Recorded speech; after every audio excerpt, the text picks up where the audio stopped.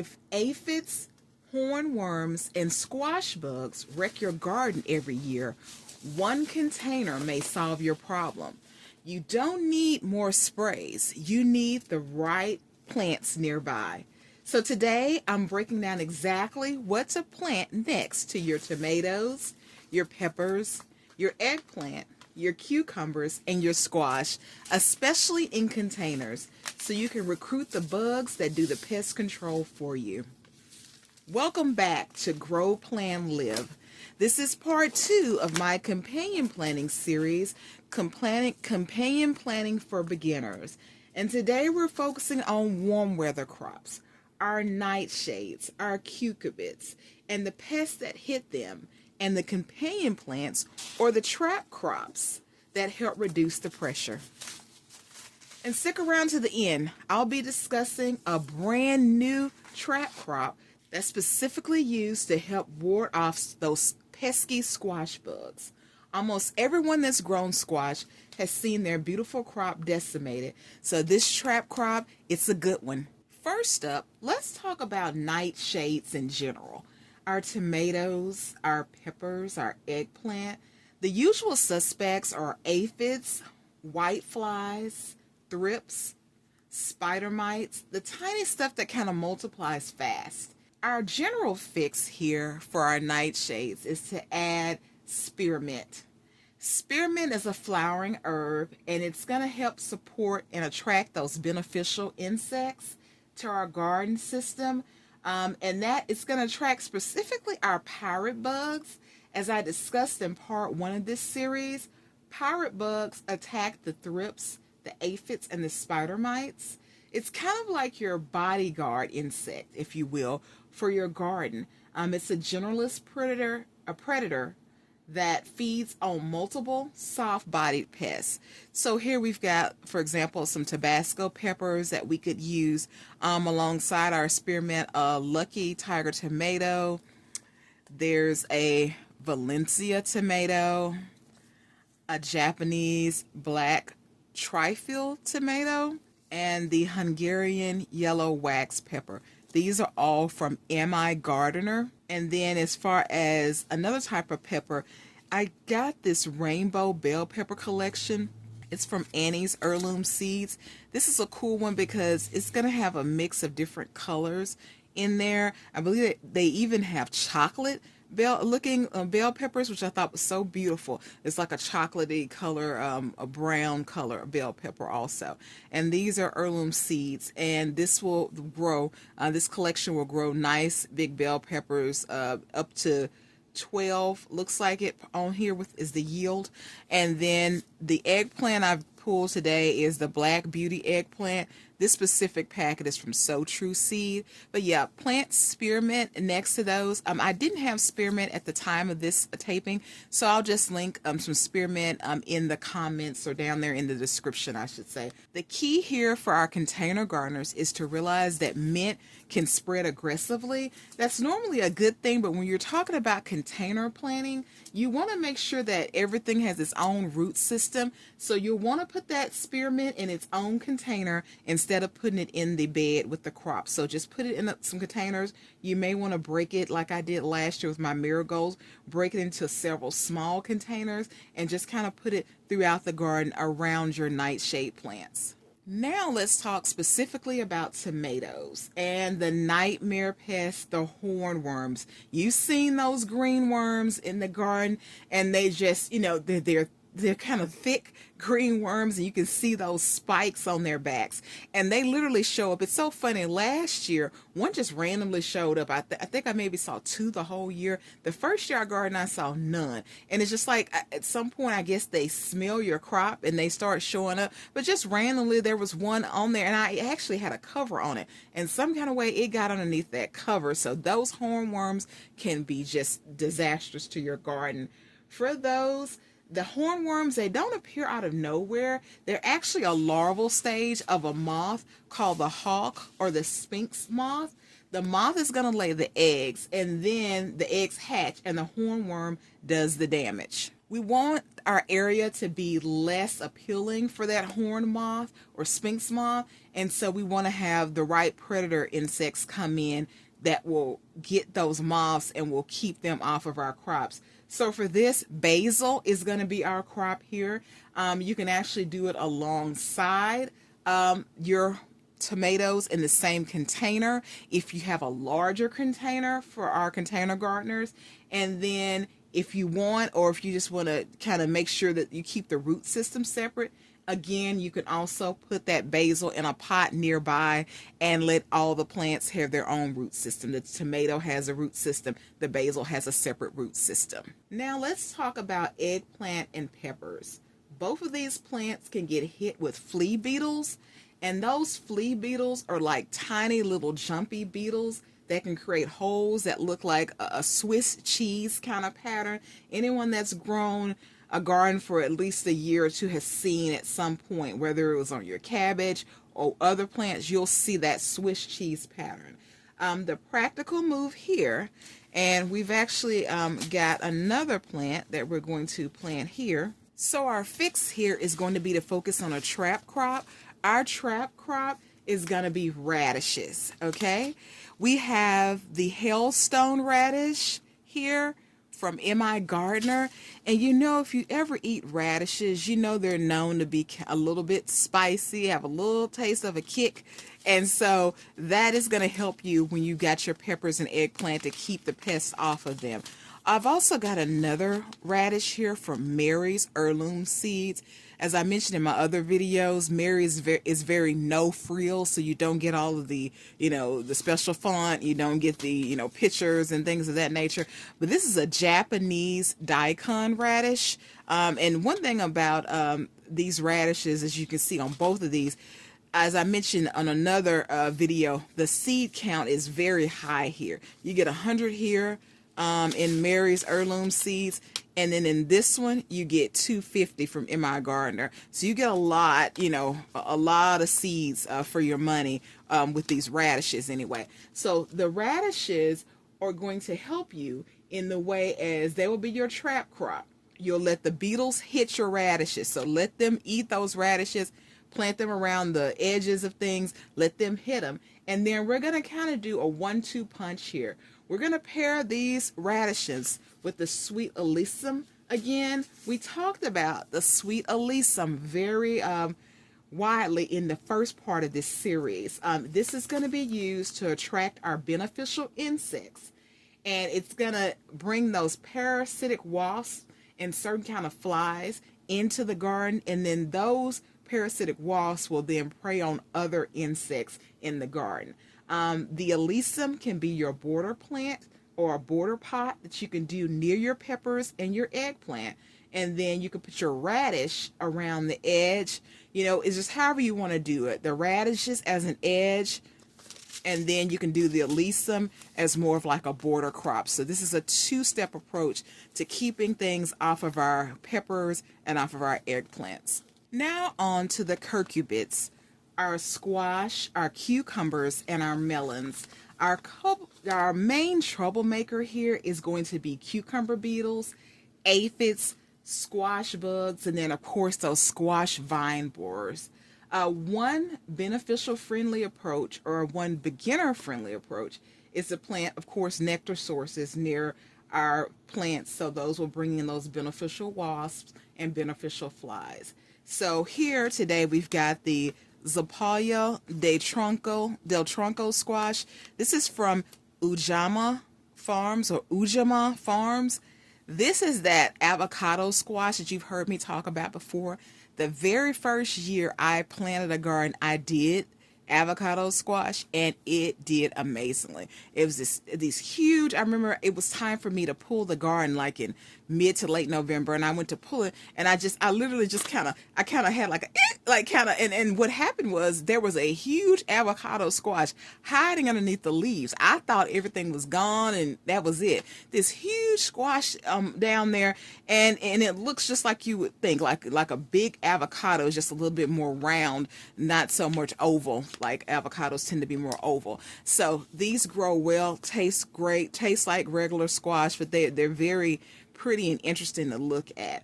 And then I've got this muncher cucumber from M.I. Gardner, this Piel de Sapo melon from M.I. Gardner, and I've got this jumbo pink banana squash from Mary's Heirloom Seeds.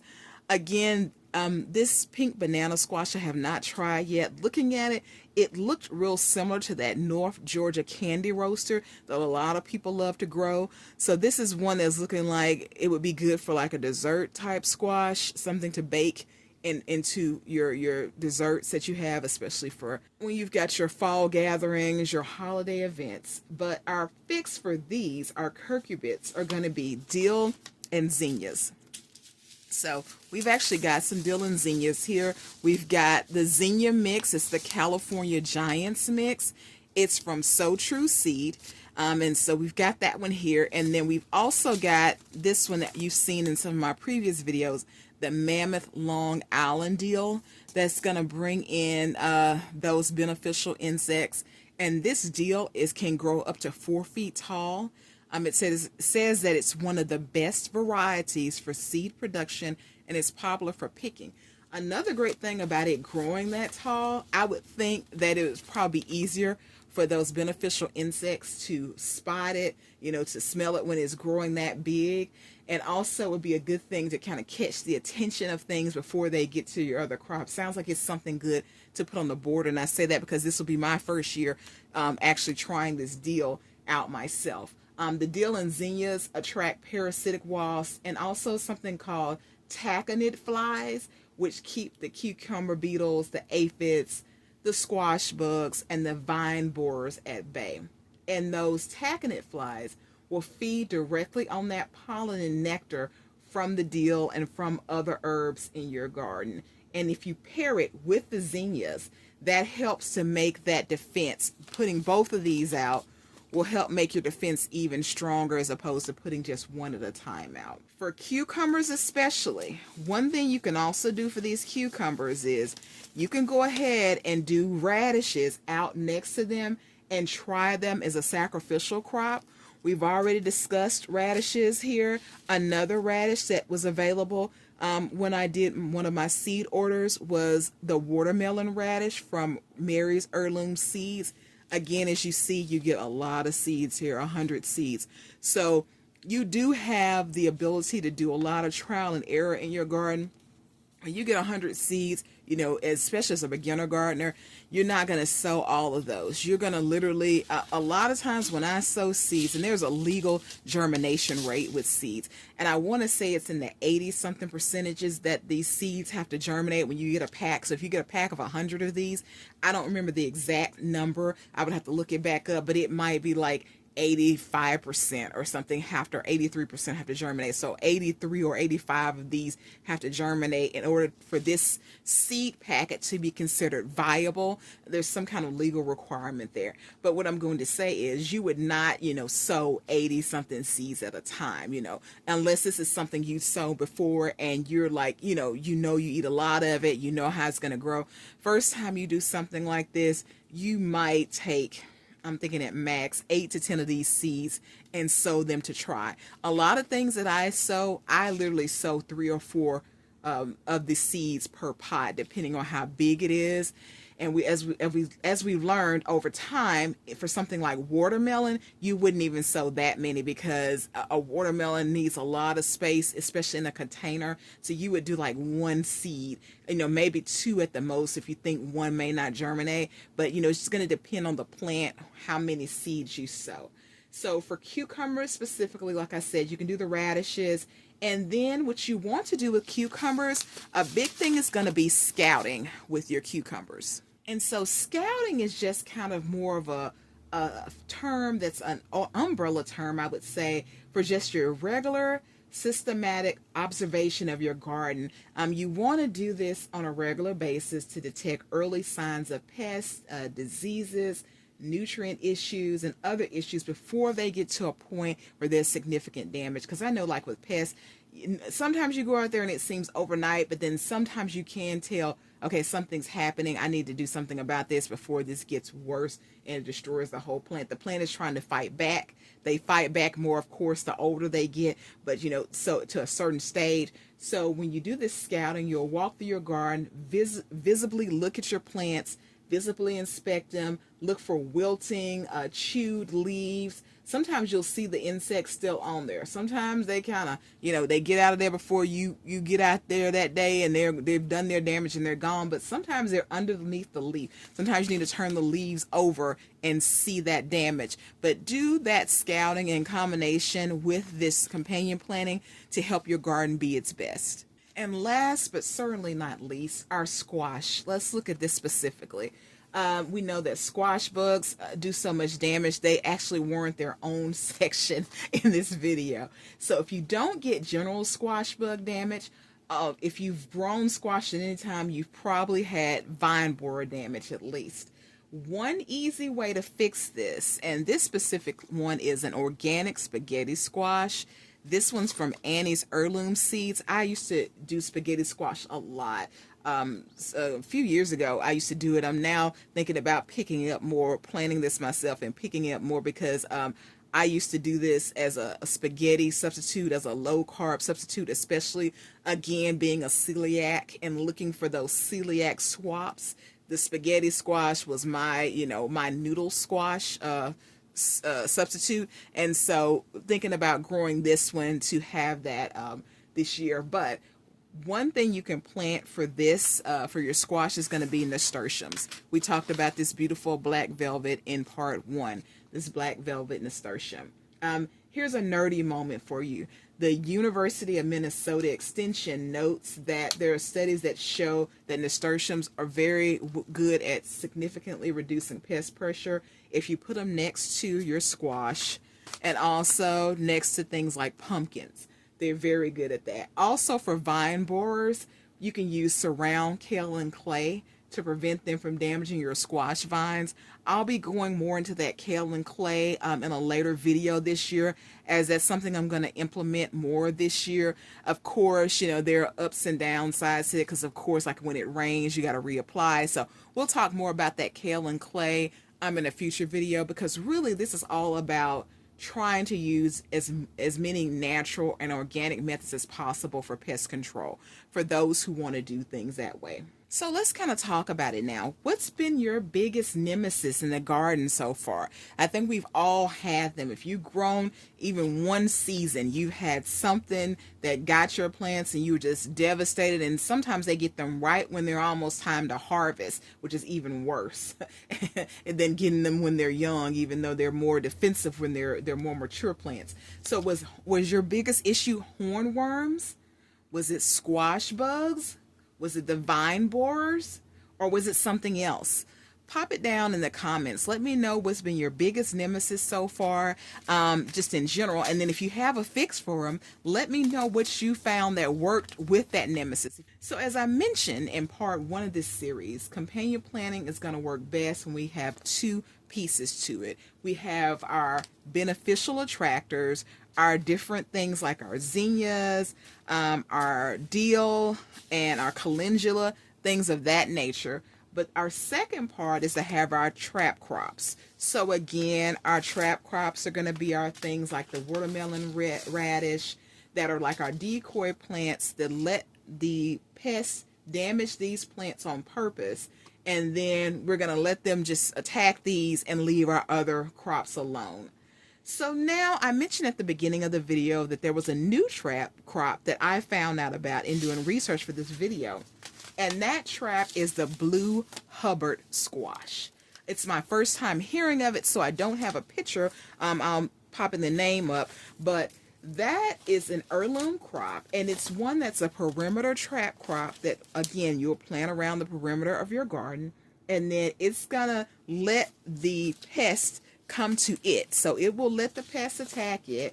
And I've also seen, it looks like not only does it let the pests attack it so they'll leave your other squash alone, it's supposed to be able to stand up stronger to those pests than some of the other types of squash that we can buy. They do say that you want to make sure that you manage the pest on it. So when you start seeing the pest on it, you do want to manage it, because sometimes they can actually multiply. So you want to kind of put them away from the other squash on the perimeter. And then as you see those pests, you want to kind of manage that so they don't multiply. Okay, it's time for a reality check. Let's be honest. If your plants, if none of this will be relevant to you, if your crops don't grow to maturity in the first place.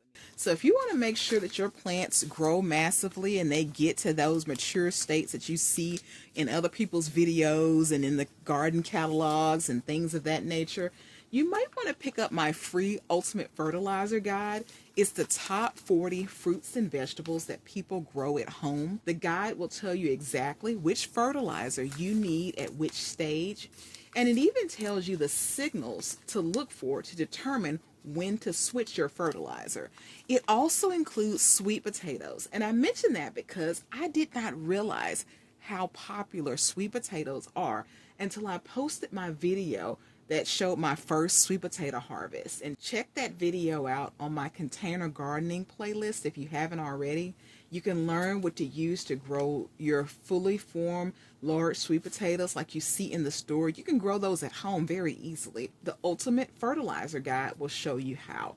And you can pull the guide up on your phone or tablet while you're in the garden to use, or you can print it out and just post it in your garden. Again, it's free and it's linked in the description. If you have questions and you want to grow and join a growing gardening community, come join my free group on School, Grow, Plan, Live. It's linked in the description. And like I said, we'd love to commune with you there, answer questions. You can help answer other gardeners' questions, and we'd love to meet you there. And on this one, I covered warm weather crops. If you haven't already, check out part 1, the cooler weather crops, the carrots, garlic, and brassicas, and that's linked in the description. Again, let me know, just like part 1, if you want me to turn today's list into a 1-page or 2-page printable. I can combine both videos in one printable. Just let me know down in the comments if that's something you're interested in. Okay, so if today's been helpful to you at all, just hit like and subscribe so you don't miss my next video.